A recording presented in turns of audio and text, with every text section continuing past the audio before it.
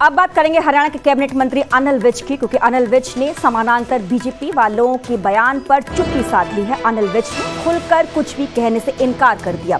सवाल पूछने पर उन्होंने कहा कि नेक्स्ट क्वेश्चन। विज ने कुछ लोगों के समानांतर बीजेपी चलाने का दावा किया था, क्योंकि 2 दिन पहले उन्होंने एक पोस्ट डाली थी। विजय ने कहा था कि मेरे हलके में कुछ लोग समानांतर भाजपा चला रहे हैं। ऊपर वालों के आशीर्वाद से समानांतर भाजपा चलाने की बात उनकी तरफ से कही गई थी। साथ ही विज ने अपने फॉलोअर्स से पूछा था कि अब आगे हम क्या करें। कुछ समय पहले भी विज ने पार्टी पर कई तरह के सवाल खड़े किए।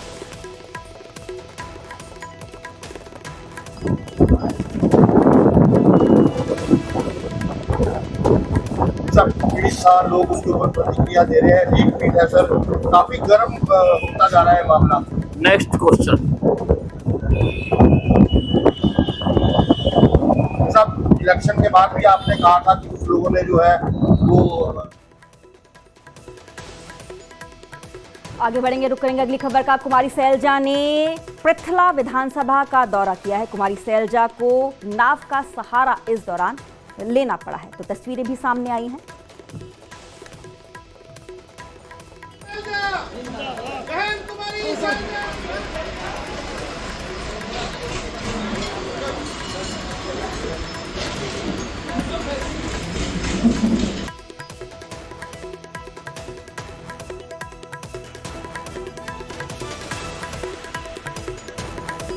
तो कुमारी सैलजा ने पृथला विधानसभा का दौरा किया है। इस दौरान उनको नाव का सहारा लेना पड़ा। बता दें कि पार्टी नेता कार्यालय के लिए उन्होंने नाव का ये सहारा लिया है। तस्वीरें सामने आई हैं। कुमारी सैलजा को नाव का सहारा लेना पड़ा और उन्होंने पृथला विधानसभा का इस दौरान दौरा भी किया।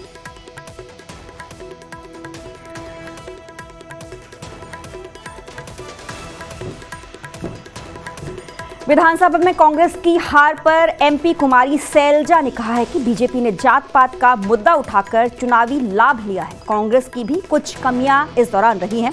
संगठन को मजबूत करने की दिशा में काम लगातार जारी है। तो विधानसभा में कांग्रेस की हार हुई थी विधानसभा चुनाव के दौरान, उस पर एमपी कुमारी सैलजा ने कहा है कि बीजेपी ने जात पात का मुद्दा उठाकर चुनावी लाभ लिया। कांग्रेस की कुछ कमियां रही होंगी। संगठन को मजबूत करने की दिशा में हम लगातार काम कर रहे हैं।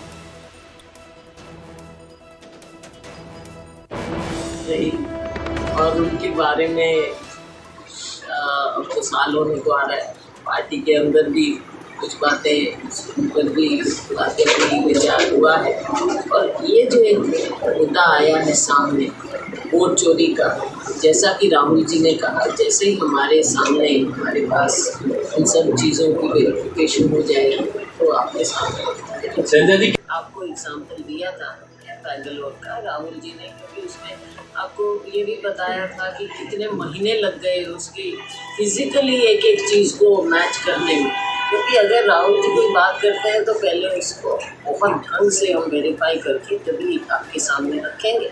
इस लीडर ऑफ ऑपोजिशन बात जो कहेंगे तो आपके सामने रखेंगे, तो पूरा रिसर्च होना चाहिए। इसी तरह से दूसरे राज्य भी हैं, चाहे महाराष्ट्र है, चाहे हमारा हरियाणा काम चल रहा है। जैसी बातें हमारे पास सेटिस्फाई हो जाएंगे तो वो बातें भी। यमुनानगर में बीजेपी सांसद नवीन जिंदल ने बाढ़ प्रभावित इलाकों का जायजा लिया। इस दौरान नवीन जिंदल ने कहा कि मास्टर प्लान बनाने पर जोर दिया जा रहा है। मारकंडा के तटबंध मजबूत किए जाएंगे। नया प्रपोजल तैयार जल्द ही करके संसद में हम रखेंगे। नुकसान की भरपाई के लिए जल्द ही कार्रवाई की जाएगी, गिरदावरी करवाई जाएगी। यमुना नदी के किनारे स्टड टूटने की जो कार्रवाई है वो हम अपने जो है कार्यकाल के दौरान करेंगे।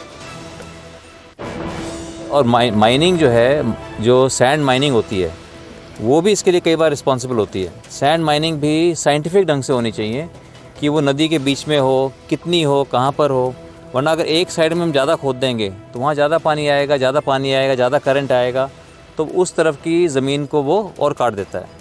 तो इसलिए इसका मैं आग्रह करूँगा हमारे माननीय मुख्यमंत्री नायब सैनी जी से भी, और जो इसकी हमारी मंत्री हैं श्रुति चौधरी जी, मैं उनसे भी मैं आग्रह करूँगा कि इसका पूरा साइंटिफिक स्टडी करवाकर और किस तरह से we need to tame our river banks, तो यहाँ यमुना के जो किनारे हैं इसको किस तरह से मजबूत किया जाए ताकि वो हमारे को जब बारिश आए तो हमारे को किसी भी गाँव वालों को कभी भी ये डर ना रहे कि वो सुरक्षित नहीं है, उनकी ज़मीन सुरक्षित नहीं है, उनकी गांव सुरक्षित नहीं है। और जो किसान भाइयों का पूरे हरियाणा के अंदर जिसका खेती का नुकसान हुआ है उसके लिए सरकार स्पेशल गिरदावरी कराएगी। गिरदावरी करा के जो नुकसान हुआ है उसके नुकसान की भरपाई की हम करेंगे का और अच्छा पुख्ता इंतज़ाम हो, इसके लिए हम पूरा प्रयास करेंगे। सर हर साल पूर्व कांग्रेसी एमएलए को पंजाब हरियाणा हाई कोर्ट से एक बड़ा झटका लगा है। कांग्रेस नेता धर्म सिंह छोक्कर की गिरफ्तारी रद्द करने से इनकार कर दिया गया है हाई कोर्ट की तरफ से। तो हाई कोर्ट ने अंतरिम जमानत बढ़ाने की याचिका खारिज की है। बता दें कि कोर्ट ने छोक्कर को तुरंत सरेंडर करने का आदेश भी दिया है। छोक्कर ने जांच एजेंसी के साथ लगातार सहयोग नहीं किया। हाईकोर्ट की तरफ से ये टिप्पणियां की गई हैं। कांग्रेस नेता धर्म सिंह छोक्कर से पूछताछ अब ईडी की तरफ से की जाएगी। हाईकोर्ट ने कहा है कि ईडी की हिरासत में पूछताछ बेहद जरूरी है। हाईकोर्ट ने धर्म सिंह छोक्कर की गिरफ्तारी को बिल्कुल ही सही ठहराया। छोक्कर ने गिरफ्तारी रद्द करने की दरअसल मांग की थी। एक पिटीशन हाईकोर्ट में दाखिल की थी। 600 करोड़ रुपए के रियल एस्टेट घोटाले से पूरा मामला जुड़ा हुआ है।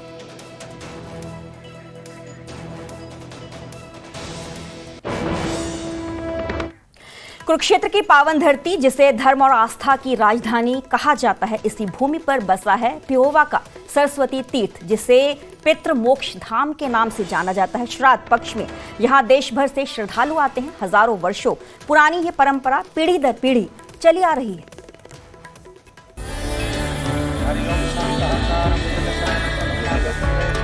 कुरुक्षेत्र की पावन धरती, जिसे धर्म और आस्था की राजधानी कहा जाता है, इसी भूमि पर बसा है पिहोवा का सरस्वती तीर्थ, जिसे पितृ मोक्ष धाम के नाम से भी जाना जाता है।